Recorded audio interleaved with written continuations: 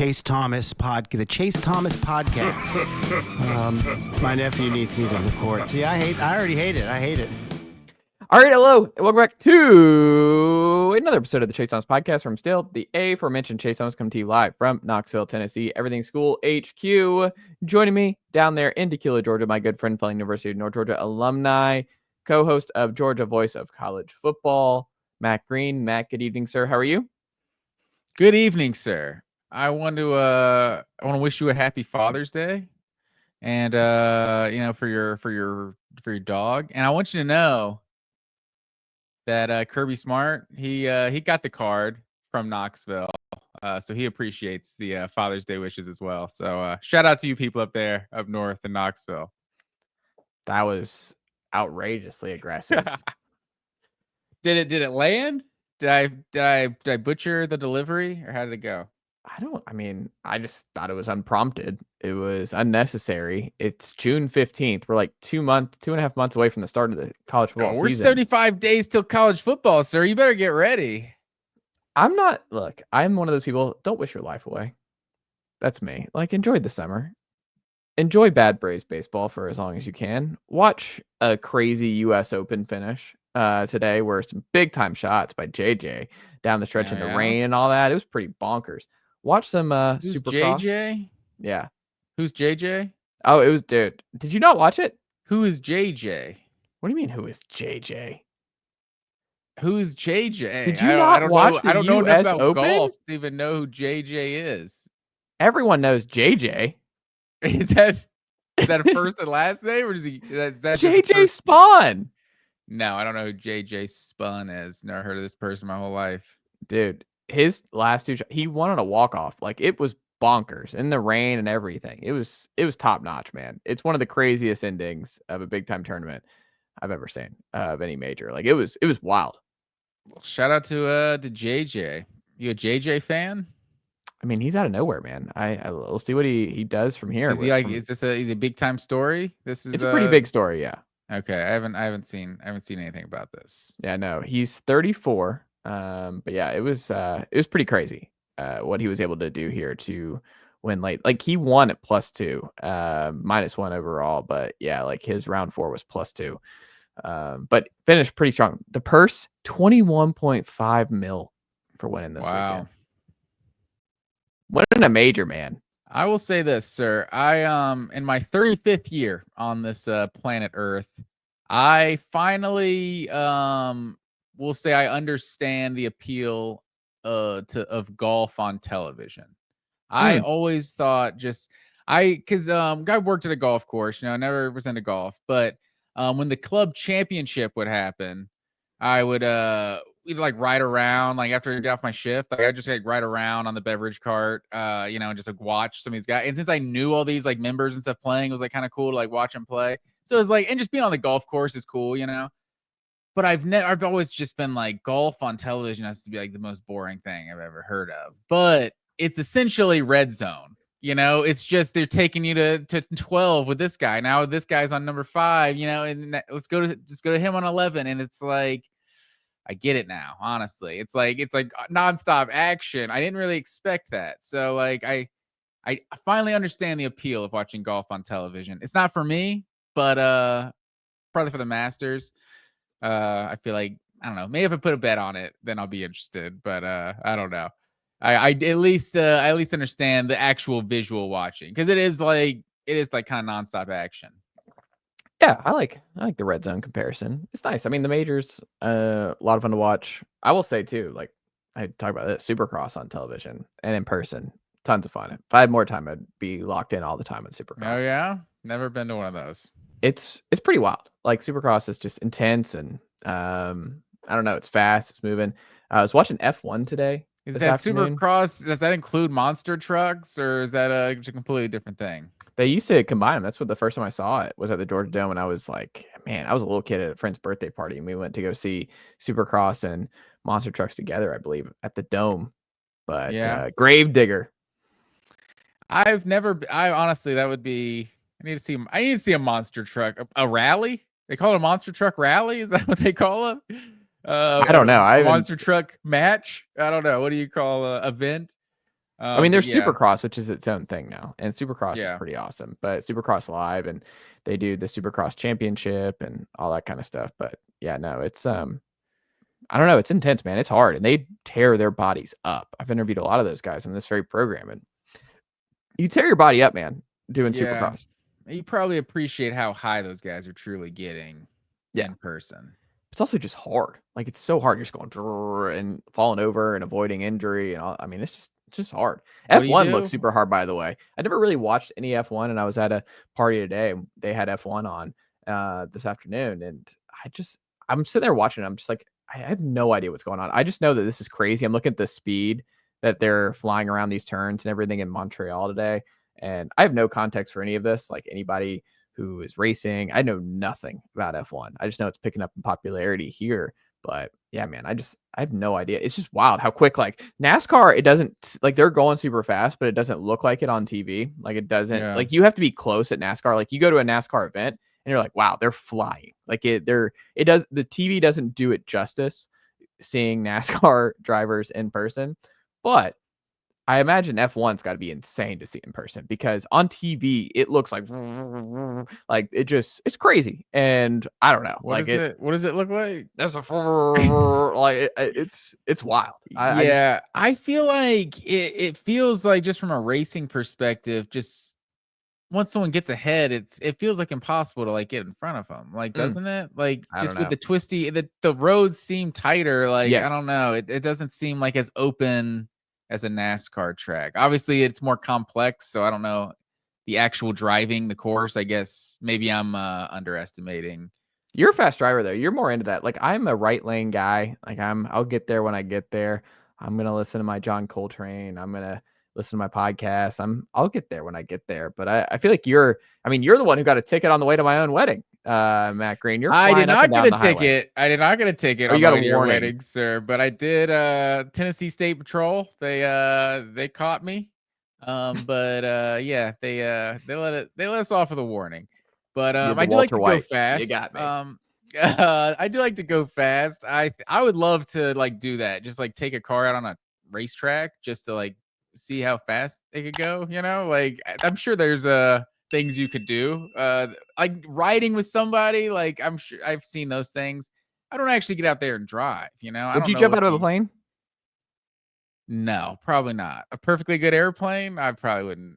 You're not doing the whole, so you're not doing what is that called? Why am I blanking? Skydiving. Why? Like, no. So my wife and I watched. I actually have a hot take, but go ahead before you can go your story first. We watched Point Break for the first time last night. I've never seen Point Break. Have you seen Point Break? No. Is that Keanu Reeves, Patrick Swayze? Yes. Patrick Swayze puts on a clinic. Patrick Swayze is like a former football player or something. Is that like Johnny Utah, quarterback at Ohio State? Yeah, Johnny Utah. I'm vaguely aware of it, but I've never seen it. Keanu pulls it off a little bit, man. Keanu's got some quarterback vibes. He's Johnny Utah. Yeah, Johnny Utah. He's Shane Falco too, so I could see it. That's true. He's a quarterback twice in the movies. I think he pulls off replacements quarterback more, but with Shane Falco. But I will say, that movie, not to spoiler alert here for a 30-year-old movie. Spoiler alert. No, I was gonna watch it. Stop. But there's a scene, he jumps out of the plane with no parachute to chase Patrick Swayze to catch him. Like, he jumps out, no parachute, man. And it's just like, man, no, can't do it. I don't even want to, it gave me anxiety watching this happen. And I'm like, I have no interest in ever skydiving. Like, that's never going to happen. Never going to happen. Never going to do it. And I don't know. It's not me. I don't understand the appeal. I feel like you were Andy Dwyer on Parks and Rec, talking like reenacting the Swayze movies and whatever he's doing in that one scene. Dude, Swayze is phenomenal in Point Break.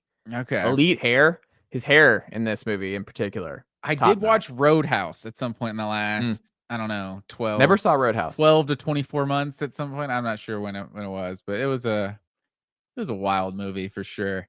But the hot take I have for you, sir, not only will I not go skydiving, I will never go hot air ballooning.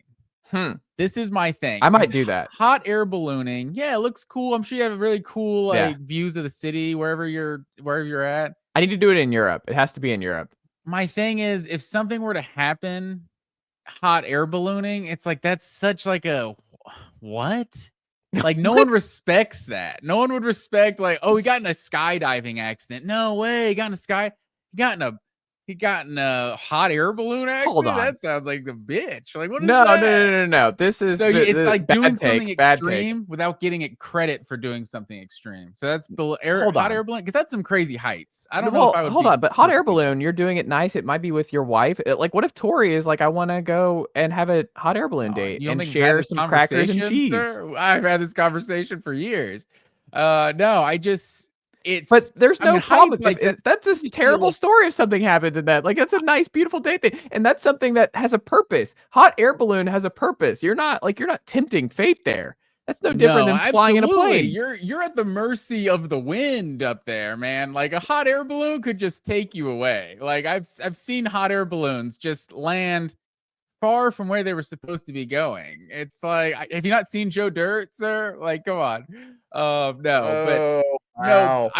Honestly, it's like it is at heights. Like that's an extreme thing to do. Go to hot air ballooning. Like you're getting up there, you know? So I mean, there is a guy doing it for you, right? Like there's a guy. I'm sure, but it's like if something were to happen, that's why. It's like doing something extreme without getting credit for it. So it's like, who gets hurt going hot air ballooning? How do you die doing that? You know? So bungee jumping, skydiving, people would respect that. You know, at least you went out, you know. But see, I don't respect that as much because I'm like, you're just adrenaline junkie. You're just doing stuff to fuel that adrenaline. If you're going on a hot air balloon date, like I respect that 10 times more. I'm like, that's nice. What a great idea. What a lovely afternoon you planned for your wife or your significant other. Yeah, I don't know.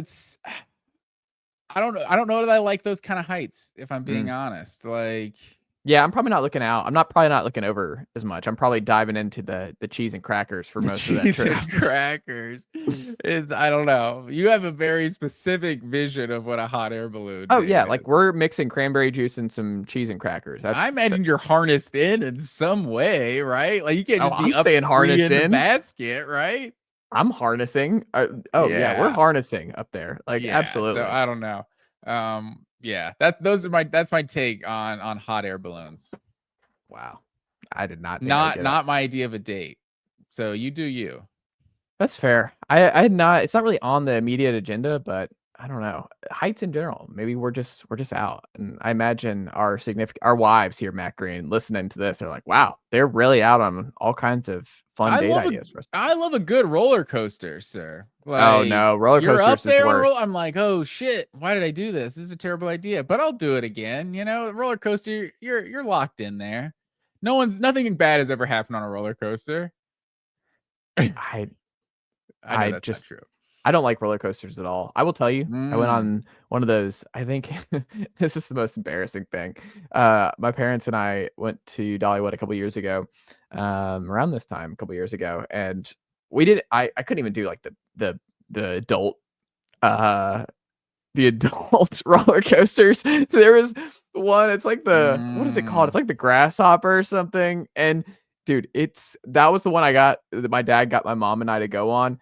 And that still just wrecked me. I was so overwhelmed. It was so fast and your feet are dangling and all this stuff. I'm like, no, I was right. Should never have done this. It was terrifying. And I forgot what it was called, but let me just put it this way. It was not in the adult section.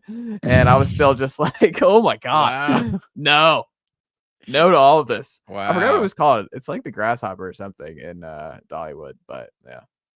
So you're not getting on the Batman, the Superman, no, any of those things. Goliath. Yeah, I don't know what it's called off the top of my head, but it was some kind of bug. I feel like, but I don't know. It was not for me, Matt Green. I'm just not. Grasshopper doesn't sound like it would be one of the big rides. Like I did the Mind Bender when I was super young at Six Flags, and that was terrible. And that was it for me. Which one? The Mind Bender. Oh yeah, and that's not even that big of one. That's the one that's over there by the Batman? Yes. Yeah. Yeah, that's probably, and I wouldn't blame you if you said, I won't ride the wooden ones. Whatever those ones are at Six Flags, Scream Machine, Georgia, Georgia Cyclone? I haven't been to Six Flags in a decade. I don't even know if those are still there, but those wooden ones, I feel like those are about to break. Like, I'm not getting on those. I'm not getting on any of these. I'm not an adrenaline guy. I guess that's what we're really like. I don't Yeah. need it. I'm good. I like a good roller coaster. It's been a while though. I don't know. Who knows? I might even can handle it in my old age now. Who knows? Yeah. Well, Matt Green, that naturally, you can tell it's the off season here on the Chase Thomas podcast, the pod divided Vols versus Dogs. Speaking of the Vols and the Extended Dogs, intro. yeah, hey, it's the off season, man.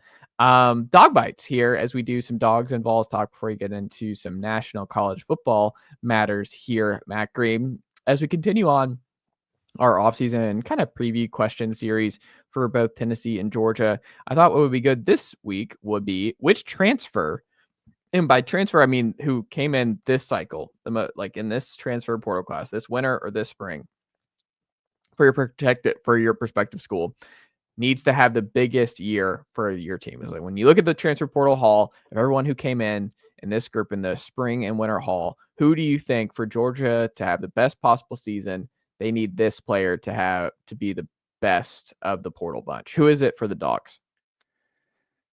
This is a really good question because there's so many guys for Georgia that are transfers that are, I think, probably expected to make, more immediate. They're probably counting on more to make an immediate impact than they have with any transfers in the past. I feel like my first thought when I first saw you ask this question was Elo Madozi, the Army transfer at outside linebacker, just because outside linebacker is such a position of need, where just a position where they don't have a lot of experience at. Who knows? Maybe there's a future star that's hasn't played a down yet, but a lot of just unproven guys in that room. So he feels like a huge one. But I still look at Georgia, what they were, and obviously they had Jalen Walker a year ago, but it's not like it was a great pass rush by any means for Georgia last year. But you had one guy that wreaked havoc pretty well. Obviously, Michael Williams, good as well. But I feel like if Elo Madozi wasn't like a game changer, I feel like Georgia could probably still have a solid defense. Maybe they don't get as many sacks as they want, but they're fine, and they're the 5th or 6th best defense in the SEC or something. This team dropped. This number is just stitched in my brain, and it will be forever. This team dropped 37 passes last year. It's just stupid to drop that many passes. So I don't know who the number one guy is, but if there is one thing, like I think the way you phrase the question, like who has to be an impact player, it's one of these receivers, and Noah Thomas and Zachariah Branch, if not both of them, because you have to have an upgrade at what the receiver position was a year ago. If the receiver position is not as good as it was last year, this offense is in huge trouble. So I think it's got to be, I think Noah Thomas, just because of the type of player he is, he feels like the guy that like can be that Javon Wims or something, that type of role in Georgia, maybe a Marcus Rosemy-Jacksaint, or maybe a bigger role than that, but just that big body guy, that can make contested catches. I feel like Zachariah Branch just feels like the ultimate just wild card because, he can affect the return game. Maybe he's getting carries, maybe, doing all different kinds of things out of the slot. Like I feel like one of those guys, if he's an impact player, like that increases what Georgia's ceiling is, Zachariah Branch. But I feel like Noah Thomas, how good he is, kind of raises the floor, if that makes sense. Yeah, I think Noah Thomas is less of a big deal to me on the outside because you have Colby Young back, right? And if Noah Thomas doesn't work out, you still have Colby Young. I guess got two sides of the field. Yeah, potentially, but you have Dylan Bell still back. You have I don't know. Yeah. I'm not as worried about that slot. To me, just feels like Zachariah Branch was a huge investment, and he needs to be part of what makes receiver this year more critical to me for Georgia is Gunnar Stockton's just not as talented as Carson Beck. Like Carson Beck had his flaws, but 2 years ago, Carson Beck was throwing darts all over the field. And when Carson's dealing like he was against Tennessee and Athens, and he's had games even last year where he was still dealing. I mean, even in the Alabama game when they dug a hole, like he got them back terrible into second that game. Quarter. Outside of that, he balled. Exactly. I don't think that's in Gunner's game. Like I don't think that's going to be Gunnar Stockton's MO. So I think these receivers have to help him a lot more than what, like Carson Beck had a receiving group that led the country in drops last year. Like that cannot happen for Gunnar Stockton. Gunnar Stockton's supporting cast has to lift him up a lot more than Carson did. I feel like.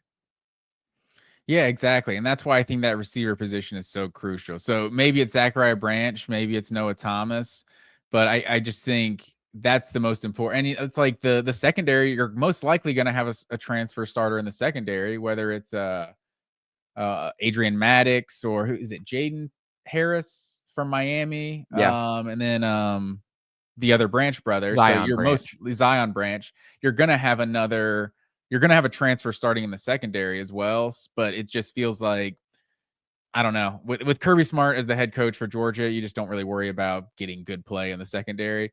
So I think and who's the defensive lineman? Is it Joshua Horton? Yes. The defensive lineman. Like, I don't know if he's like an instant impact player, but Georgia's defensive line definitely lost a lot to the portal. But I think the defense, like some of those guys making an impact, maybe it takes a defense from good to great. It feels like those receivers making an impact takes it from average to good. So I think the receivers are just a much bigger, like, just tell of what Georgia's success could potentially be. And it really raises the ceiling. Like, if Georgia could be a good team, just doing what they do, and just everyone being a year better than they were a year ago or something, you know what I mean? But if they need one of these receivers to be a true impact player, if they're going to be like a national championship contender, I think, if not multiple receivers. Yeah, I think that's fair. I guess for me, maybe you throw in Josh McCray, like Nate Frazier, we're just expecting his bell cow back, but Georgia not having a dominant running game a year ago was a sneaky problem for them, and part of that was just ETN's availability, but they were just really thin there. Branson Robinson now gone. You'd like to believe they're a little bit deeper, but I think Josh McCray might just be someone they sneaky really need to be a plug-and-play guy to get a bunch of snaps to help Nate Frazier not have to carry such a heavy load. Like, I wonder how important he is, because he was a productive player at Illinois last year, and I think he's someone who I wonder if Georgia fans are going to be surprised to see how many carries he gets, because I think he is going to be a bigger factor, is my guess, than people are anticipating. Yeah, I think that's fair. And I mean, you looked at how much ETN played a year ago. Like, maybe in year two, Frazier's ready for a bigger role. But the biggest thing last year is it just kind of felt like two guys that were the same.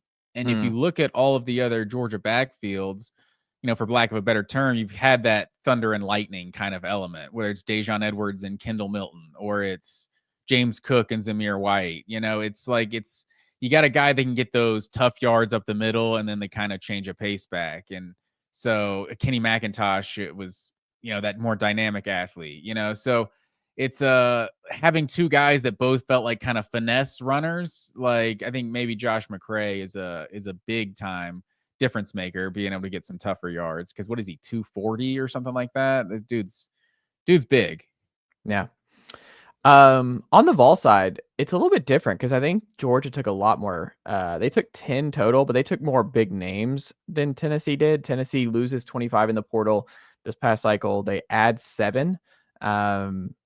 It's interesting to me what the options are, because a lot of these guys are just depth pieces. Like, Tennessee did not go in. They're not going to need.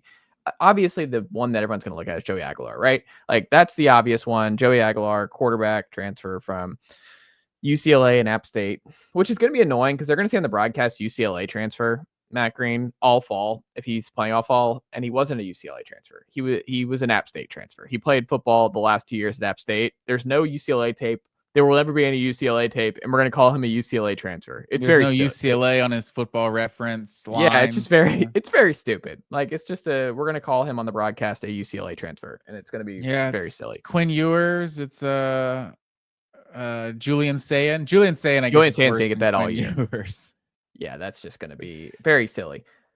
That all being said, I've been very outspoken and steadfast in my belief that I don't think Joey Aguilar is going to fit at UT. I don't think it's going to go well for Joey Aguilar at UT. It's not that I'm rooting for that. We're calling balls and strikes on this very program, on the radio show.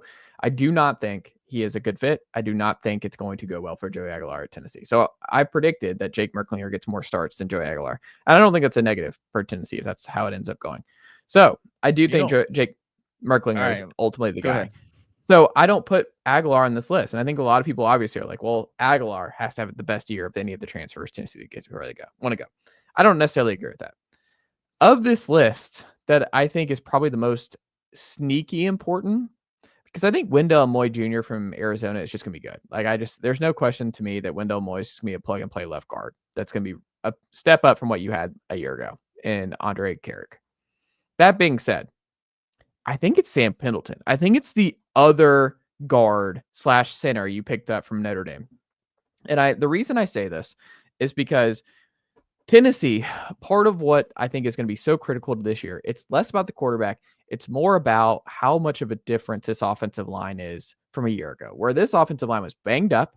The tackles were really bad for the majority of the year. Tennessee had to live in 12 personnel because the tackles weren't good, especially at right tackle. I think there's a path to Lance Hurd and David Sanders being a really good, one of the SEC's best tackle combinations. 2 5-star guys. They look the part. They have all the talent to be linchpin guys to protect the quarterback. I feel good there. I feel good about Wendell Moy at left guard. A lot of people have Sam Pendleton plugged in at right guard, and William Satterwhite, a 4-star sophomore, filling in for Cooper Mays. The reason I think Sam Pendleton is so important is that it's not settled at center. Cooper Mays was a 4-year starter for you, and he was a fantastic center. You saw what happened without Cooper Mays in Florida in 2023, and Tennessee did not have a backup center. I think even if Sam Pendleton does not win the starting center job and he's right guard, and that's just how it is, and you have Satterwhite or Max Anderson as their center, having someone like Pendleton who you can turn to if there is an injury or if the young blue chippers struggle and you're like, oh crap, well, he's not ready. We got to pivot. And it's game 3 against Georgia. You have to have someone you trust to be able to flip. And you need a utility guy in the interior who's a super talented guy who's played big time football like Sam Pendleton did at Notre Dame last year. North Carolina kid.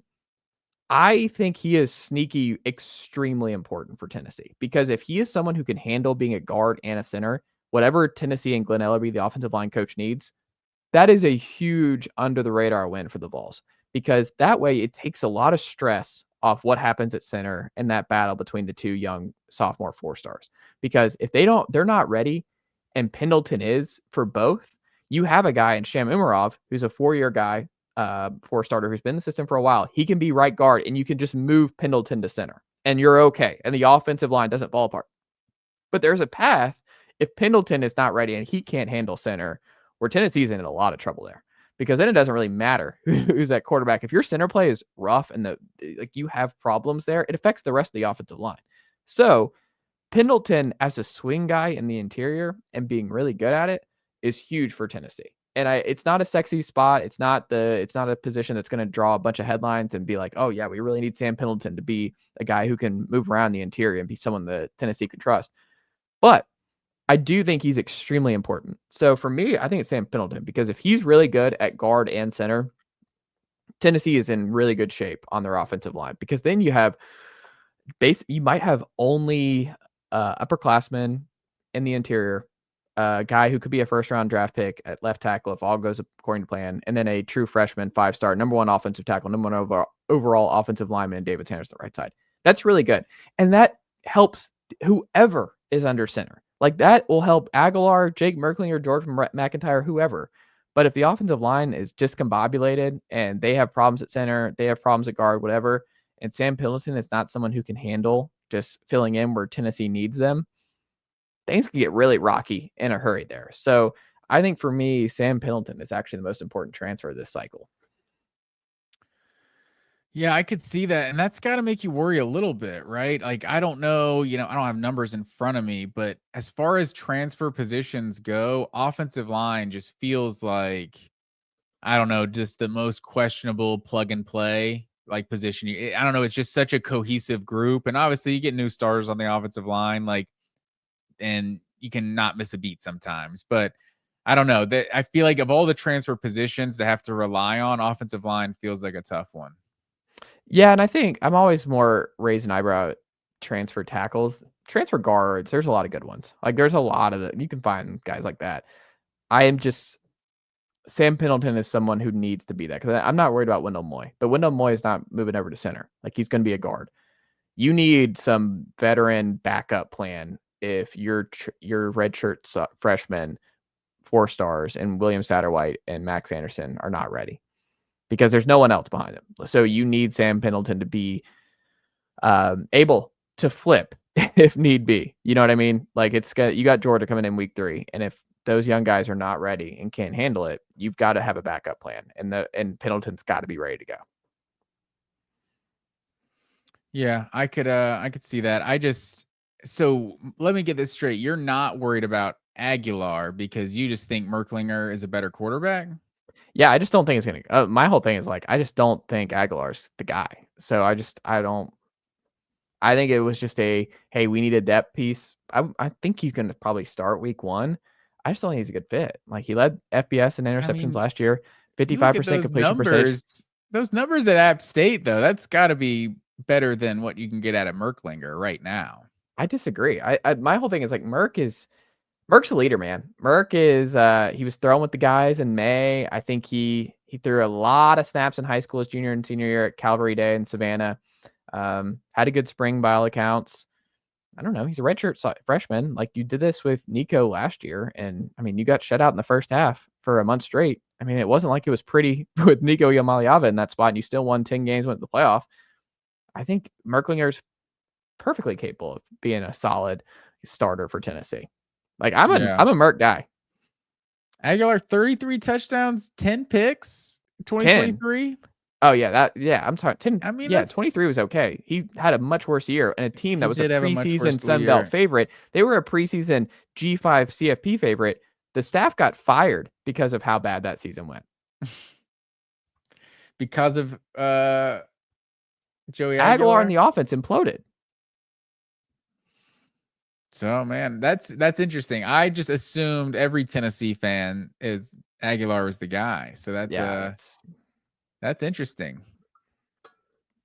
I don't think he would have been high atop the wish list if Nico leaves in December and Tennessee's in the market for a transfer portal quarterback. I don't think he's called. Well, that's a different story now. Like, that doesn't mean just because of that doesn't mean he's not the best they got right now. Like, that's just the best they were able to get post spring. If he's throwing picks and he's someone that Heupel can't trust to not turn the ball over and complete and have a pretty high completion percentage, like, I don't see it. Just the problem is, like, here's what's so complicated about this, because Faison Brandon, who is in this weekend again, the number 1 overall player in 247 Sports, right? Quarterback Faison Brandon, 5-star kid.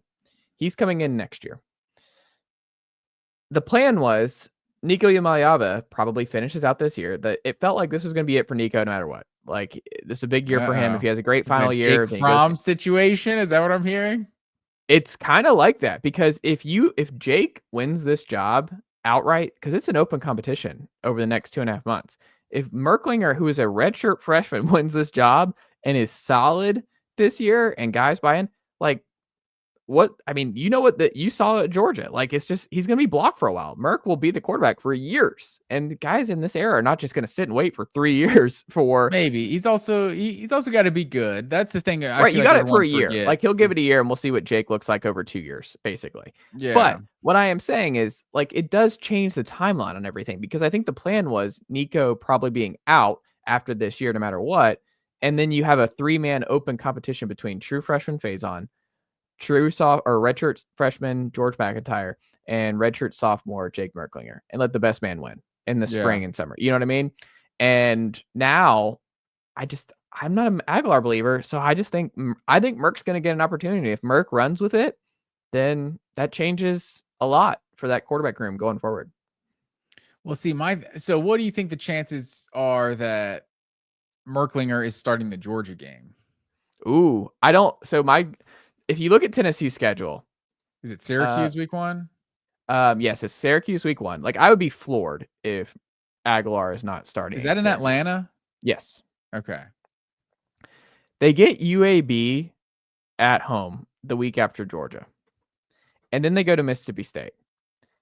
I think after Georgia, they do a 50-50 type deal against UAB. I think they let them both get some snaps and get some reps.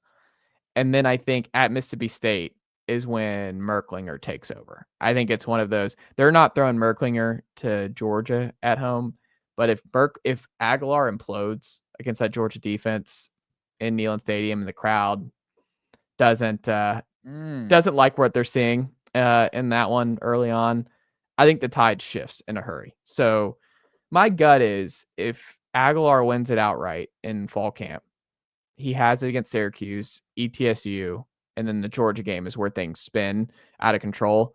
And like I don't know. I think that's where it changes. UAB and then going to Mississippi State. Like my prediction is his first start is against Mississippi State on the road. That's my guess. Man, so I guess that's saying what you think about the Tennessee Georgia game then. Yeah. If there is a bye after Mississippi State, and then they get Arkansas at home. So if you told me that they give Aguilar one last shot at Mississippi State, but then it's ugly and Tennessee barely, or he has to come in to save Tennessee on the road against Mississippi State, then it's you get a bye to get him ready, and then he's starting outright against Arkansas at home. So I think it's somewhere around then that Merklinger is the guy. I mean, if he's not great, can they get by Qs if he's struggling? Yeah, you can get by Qs. Tennessee could run the triple and get by Qs. I want like a public service announcement for that game. Like to all Syracuse fans who are listening, like there should be some sort, I don't know what uniform Syracuse is wearing. I don't know who's home, who's away. Syracuse fans should only be wearing navy. Like, there should be no Syracuse fan in orange. Well, there won't be any Syracuse fans there, so you don't have to worry about that, Matt.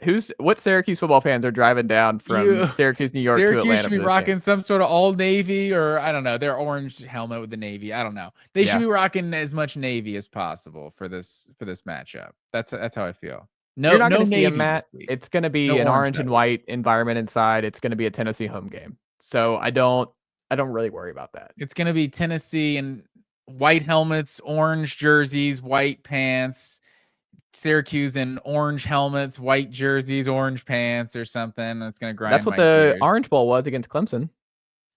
Clemson's got limited options, though. Okay. Well, Matt Green, call it, Matt. Your CFB bold prediction of the week this week is what, sir?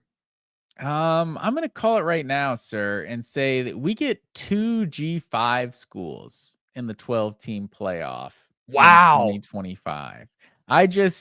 I think I don't know the Big Ten commissioner off the top of my head. I'm sure you know that type of knowledge.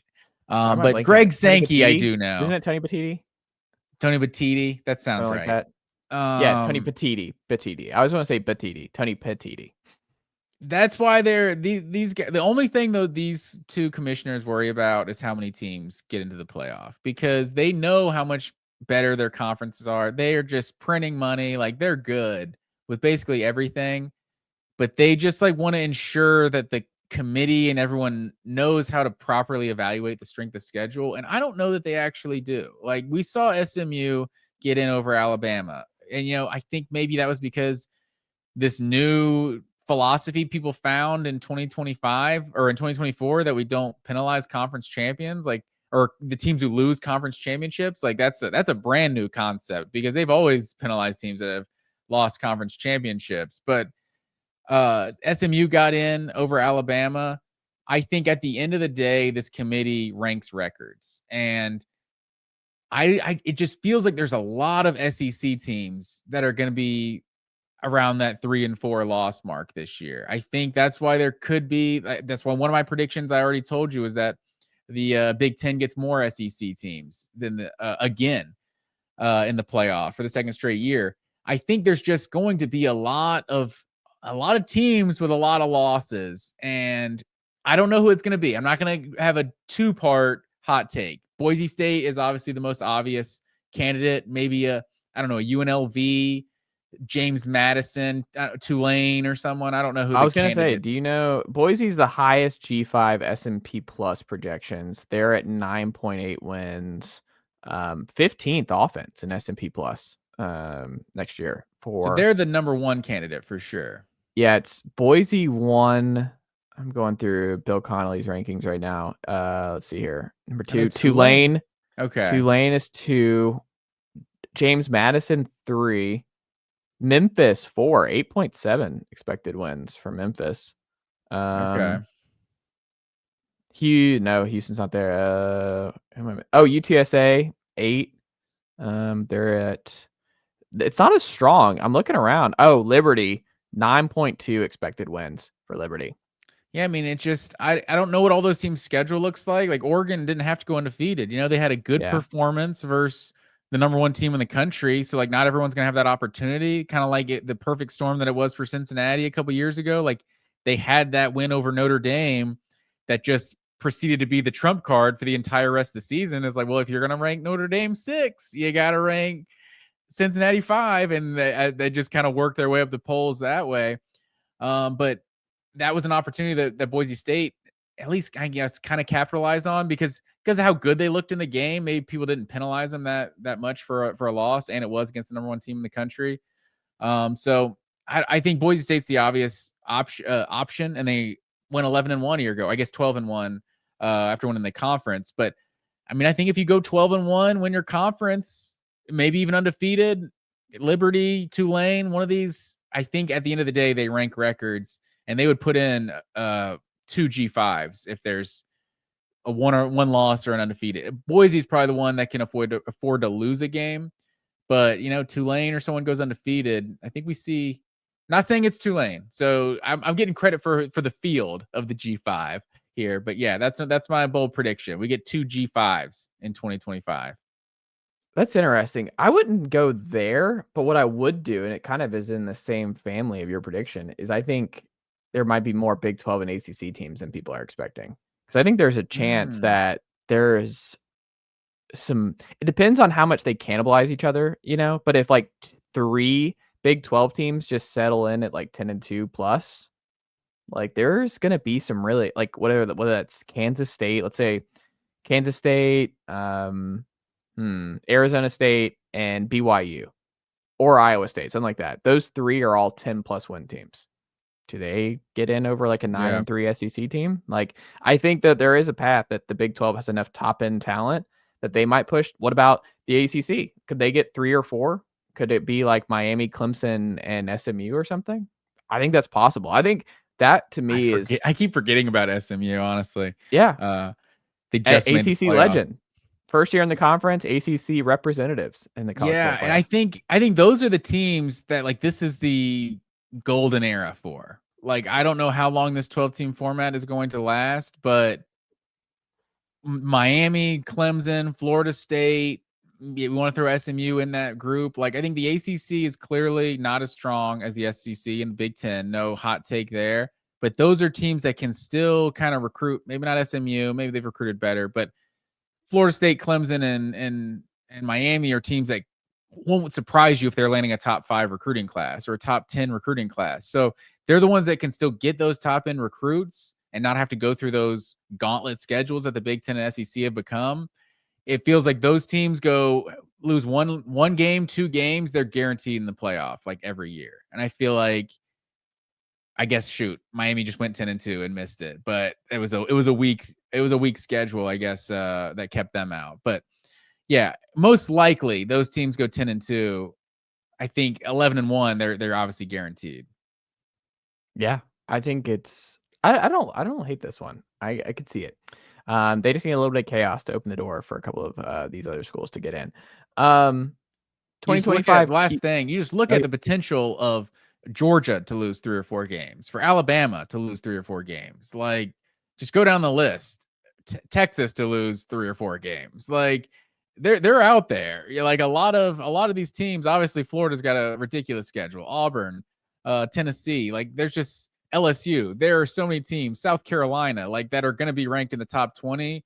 That are going to have 5 preseason top 20 teams on their schedule or so this year. It's a pretty crazy schedule. Like I saw Texas's schedule ranked at like top 5 in the country, and I was kind of shocked by that. But if a couple of those kind of sleeper teams like a Florida or Oklahoma are good, that changes their schedule. But yeah, so the SEC just could be a little wild this year.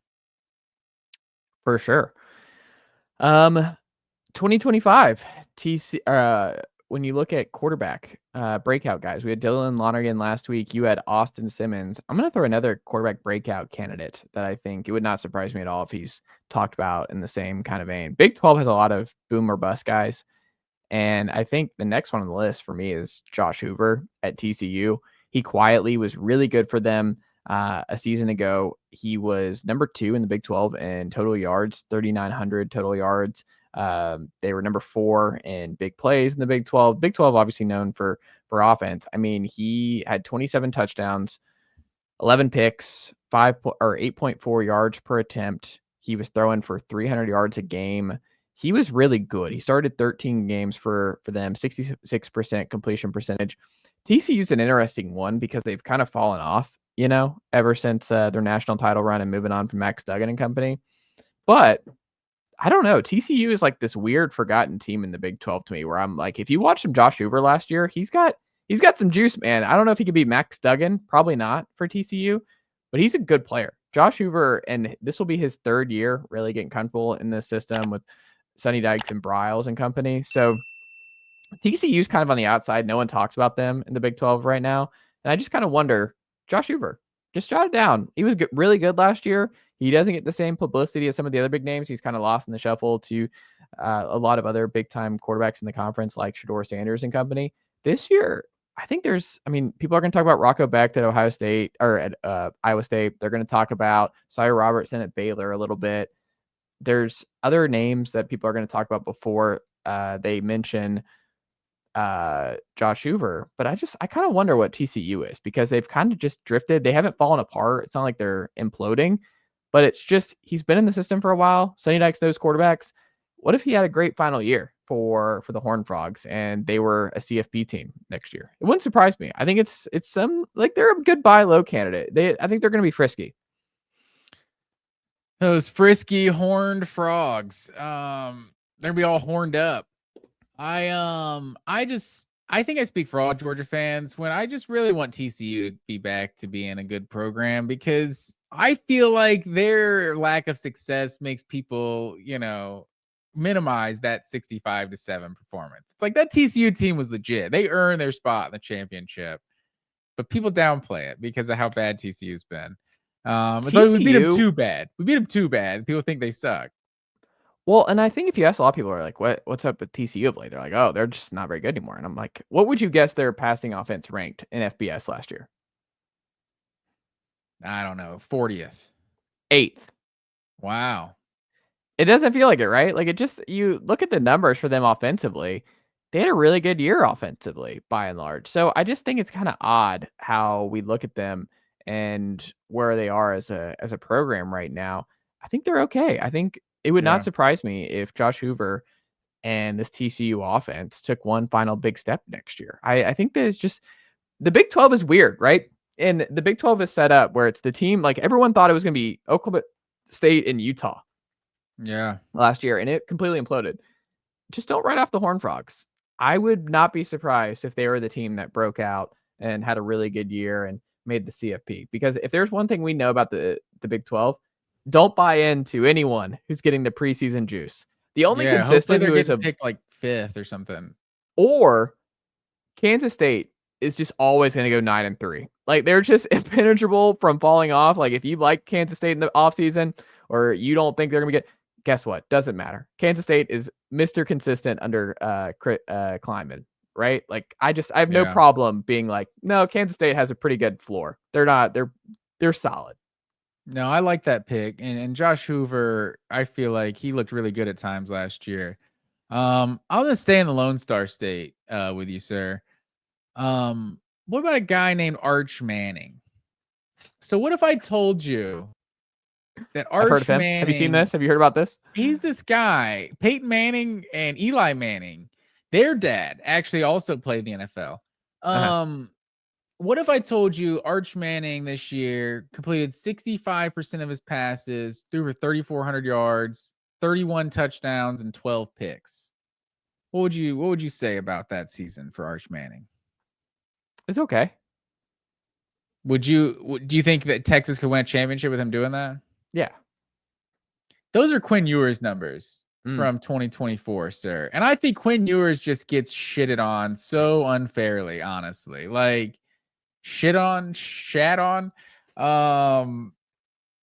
I just feel like he just gets so unfairly like treated like he was garbage. Like Arch Manning never beat this dude out. So I feel like a first year starter to come in, throw 30 touchdowns, like even if there was double digit picks, it's like, he is a junior. So you're expecting more of him than your average first year starter. But I think most people I think he would do that. Granted, he would probably have some more rushing production with those numbers that Ewers didn't have if he did the same thing. So maybe he's making a bigger impact. But I think if he put up similar numbers to Ewers, he would be talked about very differently in 2025. And I think Texas could have won the national championship with Quinn Ewers as their quarterback. They just didn't. Like, I mean, where were they? The 5-yard line or something? Could have won a. Were they like the 3-yard line or something, right? 2-yard line when Caleb Downs made that play near the goal line. Like they could have beaten Ohio State in that game. They could have won a national championship with Quinn Ewers. He just kind of has this, I don't know, Carson Beck kind of level of just people just hate on him. They don't like him, I guess. I don't know. But I think if he put up Quinn Ewers numbers, 2024 Quinn Ewers numbers, Texas fans would be perfectly happy with it. I think this team would be capable of winning a championship. Yeah, I kind of wonder if they're going to throw as much because Texas was 4th nationally in attempts. They threw the ball 541 times. Only San Jose State, North Texas, and Syracuse threw the ball more a season ago than the Longhorns and Quinn Ewers. I think part of it was losing 2 backs that they really needed in preseason kind of messed up that offense. And you kind of wonder what that team would have looked like if their star tailback had not gone down to injury before the season got started. Like if they had more balance and that would have taken some pressure off Quinn Ewers. And are both those guys back this year? I don't think both are back. Baxter is the big time 5-star, right? Yeah, because Jane Blue is gone too, right? The guy who got a bunch of the starts. Yeah, I think he got drafted. Okay. CJ Baxter is back. I know that. Who's the other guy? I don't have it in front of me. Where is that? But yeah, I think maybe they can't. 445 attempts for Ewers is a lot, and he missed at least one game. Yeah. Missed 1 or 2 starts, but yeah, that is Quintravian Wisner is back. Yeah. Okay. Yeah. So we'll see. Yeah, that made some plays last year. And great talent, obviously. Michael Terry III coming in. DeAndre Moore is back. Ryan Wingo, super talented guy. Khalid Lockett, he's another 5-star. They got a bunch of talent. I think Texas is going to be pretty solid. I think they just need more balance. I think Texas needs to have more balance with the running game. I think we'll see what the offensive line looks like. Losing some tackles, the NFL draft. Lost a lot of talent on the defensive line, but they were very aggressive in the portal addressing the defensive line. So I don't know. I'm interested to see what the Longhorns look like in their trench play. But yeah, Arch is going to be annoying, I feel like, and it's not his fault. I feel like the conversation around Arch is going to suck this fall. I don't know if you feel the same, but it just feels like no one's going to have an honest conversation about it. If he's really awesome, if he's not, I don't know. I just feel like everyone's going to really struggle to talk about Arch Manning in a normal way. I think that's fair. And maybe I'm already kind of laying the groundwork for what my opinion is of Arch Manning. But to be fair, I guess I didn't even say my opinion. My opinion is that he doesn't put up numbers that good. 31 touchdowns and 12 picks is like pretty solid stuff. Like, I don't know. I mean, it's not great. 12 picks is more than you want, but throwing 30 touchdowns is not nothing in college football. So if he came in and threw 20 touchdowns and 5 picks, it's like that would, and did something on the ground, it's like that would be reasonable for a guy in his first year starting. Maybe he's managing the game a little better. Like you said, maybe Texas's run game is a little better this year, but I don't know. It's a lot to expect from a guy in his first year as a starter, even if he is in his 3rd year and he's got famous lineage. Yeah. Hypothetical, Matt Green. I thought this would be fun. You can kick out one SEC school and replace them with a non-Big Ten school right now. Who do you kick out and who do you bring in? I think my answer is going to surprise you, sir. I think from a football perspective, like Oklahoma and Texas, just kind of fit the SEC culture, Clemson, Miami, and Florida State are the obvious like football programs. They don't change the footprint of the SEC, But they do upgrade the football product. But that's not where I'm going with it, because I think culture-wise, there's one school that fits better, and that's North Carolina. I feel like it's the big time state school. There's something about the culture, like the academics, like it just has a vibe, like great campus and everything, great college town. And you have that SEC ACC rivalry you could do the last week of the season, just like South Carolina, Georgia, Florida all have. I think North Carolina would be my pick. It extends the footprint, but it's also still the Southeastern Conference. Give me the Tar Heels. I think it's a good time to pick the Tar Heels with the buzz there. I think they fit. But what's interesting is, like, I kind of do wonder where Sankey goes in all of this, because there's some weird, you can go a couple different ways, right? Like, I think if you take UNC, I want them to take Duke. Like, I don't want to lose Duke and UNC. And I also think you need some teams that... We don't lose Duke UNC, though. Maybe we just lose it in the conference tournament game or something. But we still get Duke UNC. I would want Duke in here, because I think Duke would be fun. But I kind of wonder, do you go UVA or do you go to Virginia Tech? Because Virginia Tech has a much better football option. And, with their care about football versus Virginia, I think there is some real appeal of Virginia Tech making a lot more sense for the SEC than UVA. Is Virginia Tech better than Virginia? Yeah. Like, historically as a football program, they are, but and if that's what you want, like, I feel like a football Saturday in the SEC, if you told me Tennessee or Georgia was going to Virginia Tech for a big SEC football game, as weird as that might sound, like, us growing up in the sport the way we did, we would be like, oh, I could see that eventually being a big game, like a top 10 matchup one day. That wouldn't be Blacksburg for sure. Yeah. Well, Tennessee and Virginia Tech should be playing every year, as far as I've been banging that drum for a long time. I had no idea how close those universities were. That'd be awesome. If you did two and you had Virginia Tech and North Carolina, that would kind of go consistent with what I'm saying, and you kind of keep.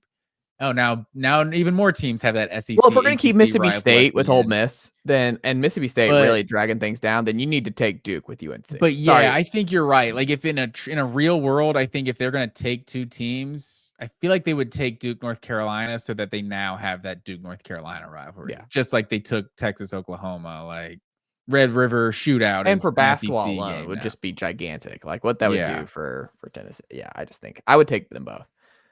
That being said, do you know what my pick is? Hit me. So Vanderbilt, you're out. Vanderbilt's out. I think that was the obvious choice. Yeah. Vanderbilt's out. Notre Dame's in.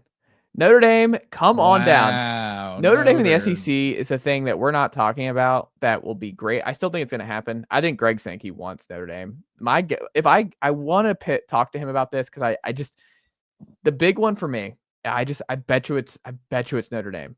Like, Notre Dame, they could have joined the Big Ten. Like, they're avoiding the ACC, like just joining the ACC altogether. I feel like the Big Ten has been chasing Notre Dame forever. I understand the geographical sense of Notre Dame in the Big Ten. They're not there yet, and they're still not there. They play an ACC schedule. There is some part of Notre Dame that loves this part of the country. That there is some part of Notre Dame that I think we have to acknowledge is kind of SEC. And with Marcus Freeman and how they beat Georgia in the playoff game this year, and how Notre Dame and Georgia played and their home and homes, and how Notre Dame and Clemson looked on national broadcast. Like, there's something about when Notre Dame came to Tennessee in the early 2000s with Jeff Samardzija and stuff. There is something about Notre Dame in the SEC that I think would be awesome. I think that would be so much fun to put them in this conference. I think they recruit well enough to be a perennial contender. And I also just think, man, it'd be fun, like, every Saturday, like, adding this top 5, top 7 program in there, because I think a lot of SEC fans hate them, but it's like a fun hate, because they're like, oh, no one takes them seriously. And it's like, all right, well, guess what? Notre Dame versus Alabama the first week of October or something, and it's an SEC game, and we're like, all right, we're going to see. And I think that just kind of adds some real juice to, like, how folks see Notre Dame in this conference and see what they could do against an SEC schedule. I think Notre Dame would be fun. That would be my biggest one. If we could add anybody from a non-Big Ten school to this conference, I think Notre Dame is my number one pick. And you're tossing out Vanderbilt and the academic stuff, and you're bringing in another big-time academic program in Notre Dame too. So give me Notre Dame. Man, that's wild. I wasn't ready for that. And I know at one point the TV markets were a big deal. Does that matter anymore? I don't know, but getting the Chicago TV market for the SEC, I don't know, is that like a thing? I mean, they're anymore? all over. Like, is Notre Dame at Chicago? I mean, it's a Northeast school kind of. It's a Midwest school because a lot of Northeast kids go to Notre Dame. But it's like an hour, 2 hours away from Chicago or something, right? Isn't that the closest? Yeah, but I mean, city? Chicago is basically like Big Ten country because if you go to Chicago, it's like a bunch of why they Iowa should be in the grads, Big Michigan Ten. State grads, Michigan grads. I don't know. Chicago, you're not really locking down the Notre Dame market, I don't feel like. I don't know. It's a culture thing. And it's like I don't want to hear Notre Dame chanting SEC, SEC. Like, what are we doing? It just means more here at Notre Dame. No, you're not wrong. That's probably one of the few like TV contract deals that they'd be like, oh, you know what? If we're getting some of that SEC piece of the pie, that's okay. We can join a conference now. That's probably the only one that would make it worth their while. But that's my prediction. I'll also say my prediction: the next 10 years, Notre Dame is an SEC member. How many teams are in the SEC in this scenario? I think we're going to get, my gut is we're going to have around like 20 to 22-ish teams for the two big power ones. And that's like, I'm going to say we're somewhere in the 40s of the two schools. And I think I want them to get to 24 so that then they can then split into two 12 team, let's call them conferences. Mm-hmm. And one we'll call the SEC and one we'll call the Pac conference. I don't know. It's dumb, but yeah, I guess if there's 20, I mean, that's the thing with the Texas Oklahoma was like, I think Greg Sankey wanted to keep the SEC at 14. And he's like, if people are out there poaching teams, then we should go out there and poach the best ones we can. So that's probably what's going to happen. And you might be right about that, sir. They definitely, from a physicality standpoint, they've played some SEC teams tough. Yeah, I think it's going to be my best guess at like the four I feel most confident in are in the SEC in the next 10 years. I'll say Miami, Virginia, UNC, and Notre Dame. No Clemson. Clemson's tough. I don't know how much sway South Carolina has. I don't know. Clemson might be a Big Ten team. Yeah, that would be because Florida State feels like a Big Ten team. I really hope if they start doing, I really hope Clemson's an SEC team like that. Clemson, like that's what one of the best points you made was kind of the built-in rivalry. It's like Notre Dame comes to the SEC. It's like they're already a rival with like every school in the conference. Like is gonna be circling Notre Dame. Like Clemson would kind of have that geographical just clashing immediately with a Tennessee, with a South Carolina and Georgia, Florida even like. But that's what I'm saying. Obviously, Alabama with their history in the championships. Notre Dame would just be so much fun for this conference. Like, I don't know. I just think it'd be great. Yeah. You might not be wrong. I don't know. Geography still means something to me, sir. I guess I'm the last one. Oklahoma is in this conference now. Oklahoma, there's not a part of me that thinks Oklahoma SEC. Like, there's not even a little part of me that. No, I feel like they fit in. I feel like they can. Yeah, you're right. We got Missouri in there. Missouri. It's just, what are we doing? Missouri. Buy or sell, Matt Green. Gus Johnson and Joel Klatt are the best current college football broadcast team. I was struggling with this one. Can you be the best and be overrated? Like, I think it's possible, right? Like, I feel like people make too big a deal about Gus Johnson and Joel Klatt. Like, yeah, they're really good. Are they better than Fowler and Herbstreit? Like, is Joel Klatt's insight better than Kirk Herbstreit? Like, well, I think the problem with Kirk right now is he's stretched too thin. Like him doing Thursday night football and game day and game on Saturday night. I've always liked Kirk. I just feel like he's doing too much. Like, I don't think he should be doing the Thursday night Amazon NFL stuff. Like, I hate Herbstreit doing NFL. Like, you're a college guy. Well, man. He just doesn't have any chemistry at all with Michaels. Like, that is a terrible booth. And I like them both individually, but that booth is not good. That is not a booth. And that's like a perfect example of like chemistry just matters. Like it's just weird. You can't just throw two talented guys together and be like, go be awesome. And it just doesn't work like that. Yeah, that's fair. But like who are the best other groups? Like Sean McDonough, and who's his number? McElroy? Is that the group? Well, so And it's then interesting you bring them up because I think Sean McDonough is the best individual play-by-play guy in college football. Like, if I had to pick anyone to call a college football game that I want to watch, and I get to pick who it is, I'm picking Sean McDonough. Yeah, I don't disagree with that. I feel like McDonough is a good one, and McElroy, it's like McElroy's as good as anybody. And I mean, as far as like the player commentator, like, you know, not to be ageist here, but the younger you are, you know, kind of the more relevant your commentary is. Like, obviously Joel Klatt has forgotten more about football than I'll ever know. But when did this guy play quarterback? Like 01, 02? Like maybe it was the 90s, something like that. Like McElroy was playing quarterback in 2010, like that. It's at least a little more relevant, I think. Not that I'm not that I'm splitting hairs or anything. They provide good, you know, maybe I am splitting hairs. They both provide good commentary. I'm not here to hate on Gus Johnson and Joel Klatt. They might be the best one, but I feel like they can also be overrated. Who's the other ones? Who's Joe Tessitore's main guy? He does the ACC games. Who's his guy? He'll do some SEC games though. Yeah, but he has that early window Saturday one. I feel like he calls like 4 Clemson games a year now. I feel like he's the Clemson guy. Jesse Palmer and Joe Tessitore? Is it Jesse and Toe? Maybe that's right. They do the 3:30.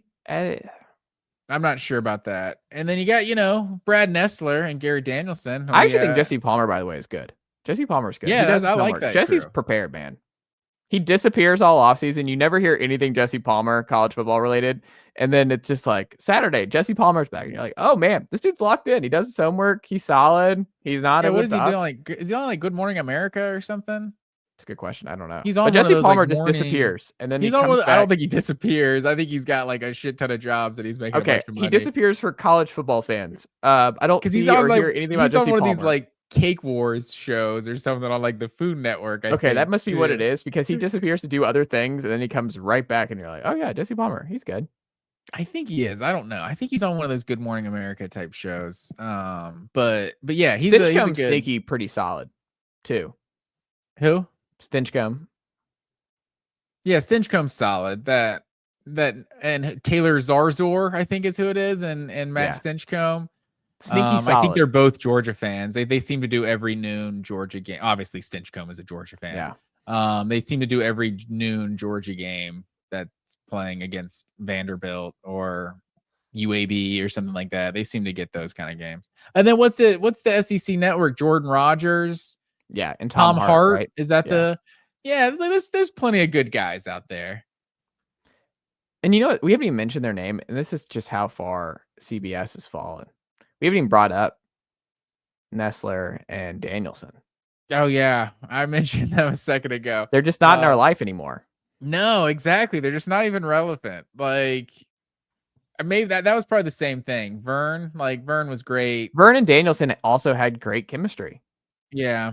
But it was also like, were they ever really the number one crew, or were they just getting the number one game? It's like you're part of those games, like so you're part of those iconic moments, you know. Obviously, like he called the kick 6, you know. So Al Michaels, if he's not the guy calling whatever the Miracle on Ice, but you know he also lived up to the moment. So Can I give you the most underrated of our childhood it felt really good to watch, like an unranked Auburn team against Mississippi State? I know exactly what you're going to say. Todd Blackledge and Patrick, man. Patrick. Yeah, that was your boy. Todd Blackledge. Where is he now? Is he on NBC or something? Is it Tarico?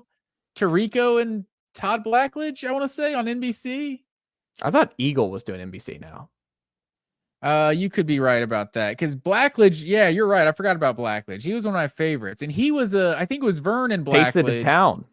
Yeah, the Taste of the Town. It was Vern and Blackledge on CBS. I think before was it really? It was Gary Danielson, and it was. And then who could forget the legends of Jefferson Pilot Sports, man? I think Steve Berline was on CBS at one point. Was that his name? Panthers quarterback. Yeah.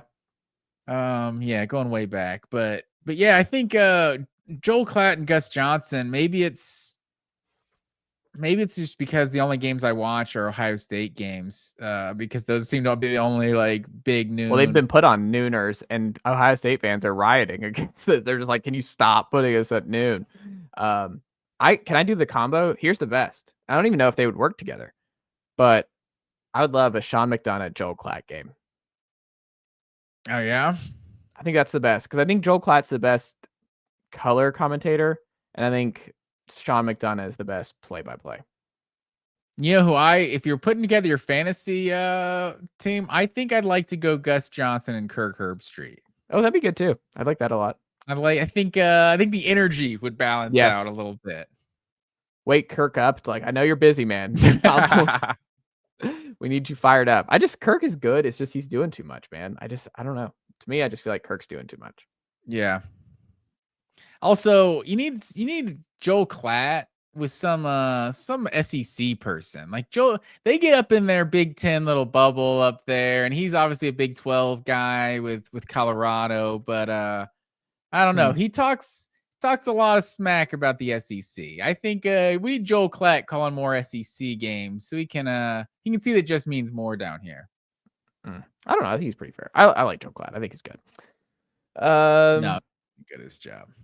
Well, that's all I've got, Matt Green. What can the good folks check out from you and the team over at Georgia Voice College Football this week? Well, we'll continue the countdown to the days of college football season. I think this is going to be the Ben Cleveland day. Not to spoil who the countdown is for 74 days till college football. That's what it will be when we record on Tuesday. So, yeah, man. And I don't know, whatever comes up. Georgia been hot on the recruiting trail, so we'll have to keep talking about that. But yeah, tune in Tuesday night at 7:00 on Georgia Voice College Football. There you go. Matt Green, always a pleasure, my friend, and I'll talk to you again next week. Nicely done, nephew. The Chase Thomas Podcast. Hell yeah.